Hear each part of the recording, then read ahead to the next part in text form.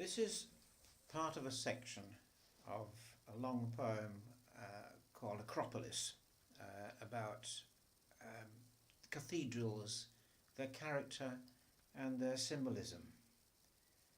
And it's just a part.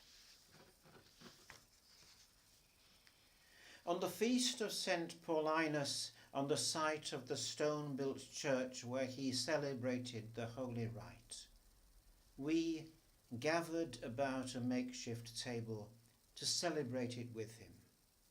And there, in the excavated hole of the church, the immortal priest took bread, and when he had given thanks, he brake it, and said, "Take and eat." And it was the body of God, and we drank his blood, and our shoes were stained with the clay of which we are made. And assisting with us were the bones of the ranks of the dead, shelved up for a good 10 feet. The skulls and broken ribs and femurs that had eaten as well as we the godsend in their generations. Rank on rank, rod na rod, the narod of our God, assembly of sleeping lords who have put off the mortal flesh, alongside of us who are dead yet breathe. Together the dying actors and the active dead meet in the sacrifice of blood, law of salvation. For we who are dead in Christ shall never know death, although we entertain this dying each day, joining the strata of the dead, we add our prayers to theirs.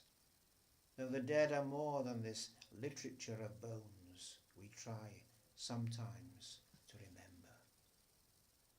They be theirs, silent in their cells of love, making mention of us in their effectual prayer with never a hope of gratitude. These dead are more alive than any living, truer to the earth they've taken leave of, rich beyond measure of terror, who have been kissed by Sister Death, and whose best joy to be back on earth would be the losing it again, as a young green birch might long for the charring breath of autumn. Every word we use is a dead man's word, and every feeling has been felt before so that we might feel the same. Our cells, signed by ancestors, will come to be cashed by stranger sons we never knew, in coin we never handled.